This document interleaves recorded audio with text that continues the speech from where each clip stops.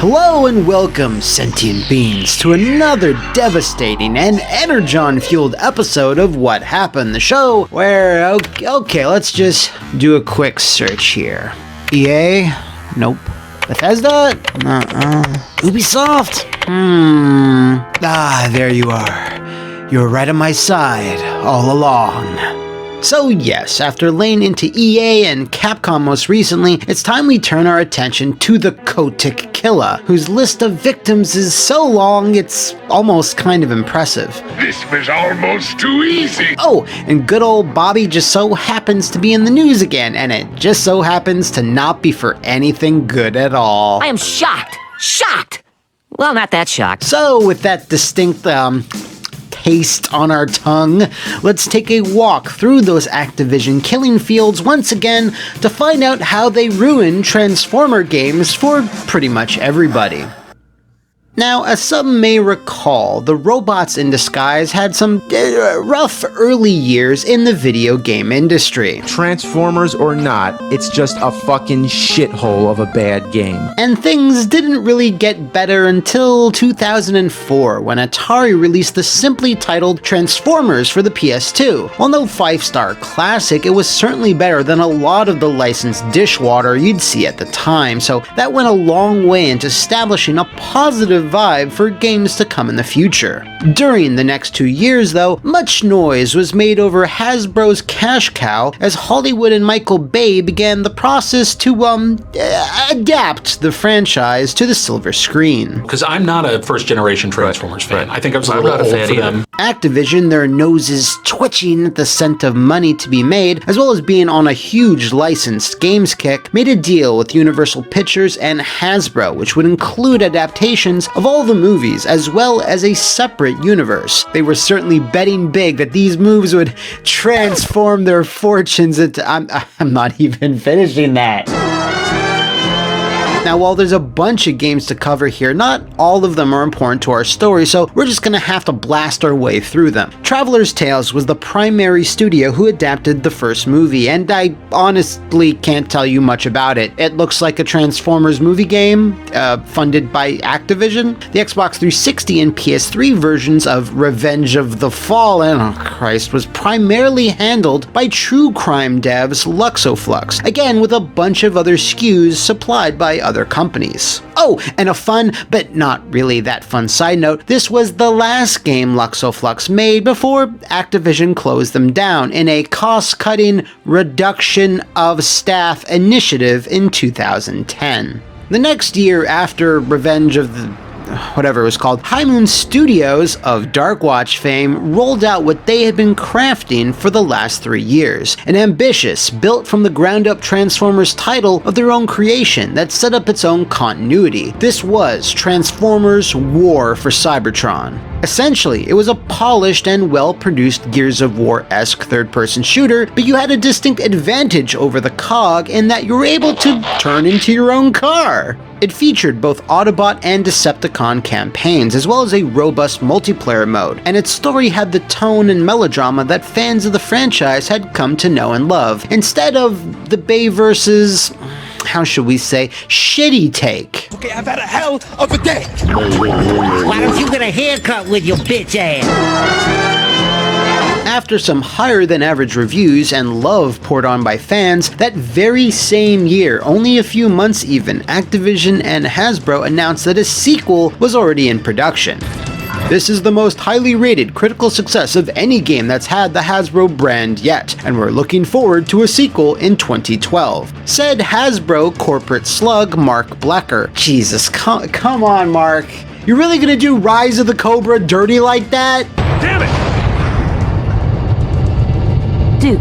Anyway, this is where things start to get very what happened-y, or I should say, Activision-y. See, their deal with Universal meant they also had to keep making games based on you-know-what, and since High Moon's efforts were so well received, and the last 2 movie games were so not that Mr. Kotick decided to split the studio in twain. You want a piece of me? You want a piece? No! I want two! With one focusing on a sequel to Cybertron, while the other completes the Bayformers trilogy. As many of you are probably expecting, this is where I tell you that due to this splitting of the moon, both games suffered, sold terribly, and caused Activision to immediately close them down, which they tend to do a whole fucking bunch. But no, instead, High Moon Studios did it. Not only did they narrowly dodge the sole rendering edge of the scythe wielded by Big Bobby, they completely cleared it and nailed the dismount. Fall for Cybertron was received even better than War, as they just needed to expand upon what they had already built. What's even more surprising is that Dark of the Moon turned out to be the best of the Bayformers games. I mean, yeah, it lagged behind Fall of Cybertron in pretty much every respect, but given the circumstances, which was that High Moon was only given a year and some change to make it, it's fairly impressive. But it's actually here where things all go wrong. Activision was still farting around with a bunch of licenses just as the Xbox One and PS4 were set to launch. They still had Spider-Man, I think maybe James Bond, TMNT, Cobra, and on top of them all, Fast and the Furious. One of those recently acquired franchises was the Merc with the Mouth, Deadpool, and they put a game into production toot sweet. Good news for Deadpool fans, but apocalyptic news for Transformers fans. High Moon Studios was then pulled off from completing their theoretical trilogy, and instead were contracted to make a game based on a Rob Liefeld creation. I guess since High Moon proved so adept at capturing what made certain franchises so appealing, they were the only choice for the job? What's worse still is that instead of just waiting for them to wrap up Deadpool, Activision pushed ahead on Transformers without them, as it's safe to assume their contract with Hasbro demanded another game by a certain time. Why they didn't just split the teams in two again is anybody's guess. Maybe Deadpool required more people? Probably not. The important part was that the next Transformers game was going to be delivered by Age of Reality, and the name of it would be Rise of the Dark Spark. Now here's just, there's a lot to unpack here.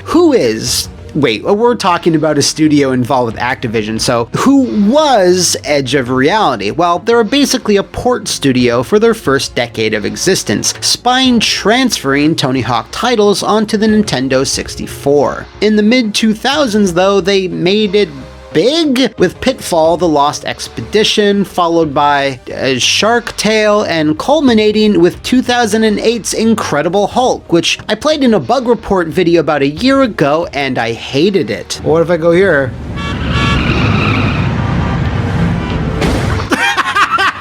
So yeah, not exactly the best track record going into this whole finishing off the Cybertron trilogy deal. Now, what's more, and maybe far worse, was the completely random decision to take the continuity High Moon had established with those Cybertron games, and then just kind of smushing it into the Bayformers material. As many would and should expect, Transformers fans did not like this. And while I said this decision was totally random, it wasn't. It was just mostly random.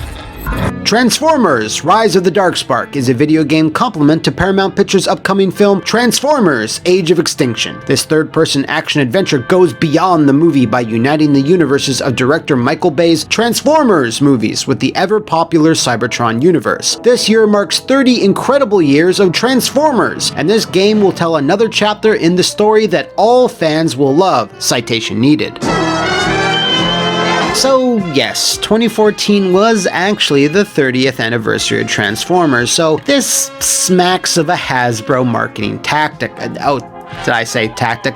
I meant scheme. I guess they wanted less confusion in which universe was what, and maybe Universal was pissed that the movie games were doing so poorly. It doesn't matter. At the end of the day, they decided to use this 30th anniversary as a smokescreen to combine the two. Can't let High Moon get all the glory. Now, there was also a 3DS game to go along with this, a neat turn-based RPG by WayForward Technologies, which by all accounts was completely fine. What was not completely fine was the fact that Edge of Reality had to handle every other version. But sir, that's suicide! Any further objections? This was a stark contrast to the other movie games, where the work was spread, more or less equally between 3 or 4 different studios. Edge of Reality was the sound wave, and they needed him to produce a lot of cassette tapes. PS3, PS4, Xbox 360, Xbox One, Windows PC. See, that's 6 different versions handled by one studio. Activision, I'm disappointed. Why not a Wii port or an R-Zone port? Fuck! Fans immediately saw a shift in communication/PR coming from both Activision and Edge of Reality. Gone were the days of multiple behind-the-scenes videos, dev diaries, and interviews. Everyone just shut the hell up about the game, and there was very little marketing all the way up to launch, save for one video featuring Optimus Prime himself, Peter Cullen, who really seemed like he just had a camera shoved in his face and told to just say whatever. You have Optimus Prime fighting Megatron, so you will actually go from that Cybertronian atmosphere to life on Earth. Grimlock, Bumblebee, but a new character from the movie, Transformers: Rise of the Darkspark. You can probably correctly assume what happened next. Having to cram 2 very different continuities together, combined with lack of experience with the source material, and having to make 6 different SKUs all at the same time, Rise of the Darkspark posted some of the lowest scores of the Transformer games under Activision. Reviews cited how everything just felt more rushed, hollow, soulless, and was generally a bore to play, and hell, the Wii U version lacked any form of multiplayer whatsoever, which goes to show just how little time the team had and probably how little Activision even cared about the franchise at this point. Don't you get it? We don't need you anymore.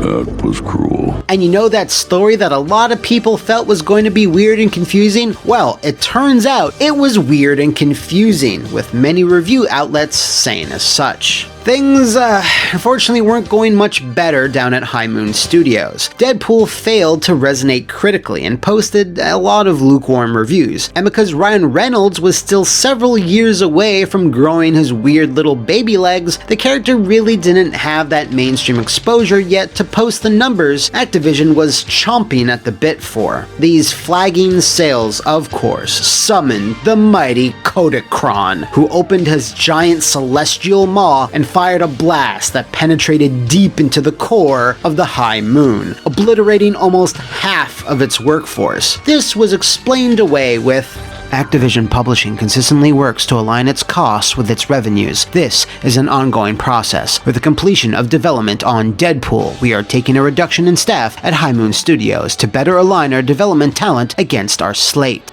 So, after that massive reduction in staff, High Moon was chained and sent to work deep within the Call of Duty mines, which they have since never emerged from. No escape. Edge of Reality, like I foreshadowed not so subtly, lingered on for a few more years until they filed for bankruptcy in 2018. Activision is always acutely aware of when they're about to lose a license and routinely try to squeeze out one more drop of blood from that poor stone. Case in point. They then sought out Platinum Games to develop Transformers Devastation, a well-received but distinctly smaller scale effort that doesn't even acknowledge the Cybertron storyline, instead relying on good old familiar, safe G1 aesthetics. It itself, along with every other Transformers game under Activision, was digitally delisted in 2017, with all multiplayer mode's servers shutting down in early 2020. This is such a sad and disappointing end to what was going to be a promising storyline brimming with potential to expand, and High Moon absolutely worked their asses off to make it a thing, and against all odds, succeeded for a time until the inevitable would come calling. Try as they might, eventually the dark veil of profit margins and fiscal quarters would snuff out the spark of the Cybertron franchise.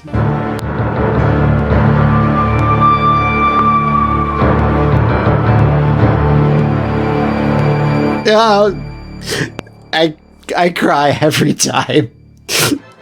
If you know of any other disenfranchised franchises, let me know in the comments below or roll out the Flophouse VIP Patreon to officially nominate the subject of our next episode. See you next time, and thanks for watching.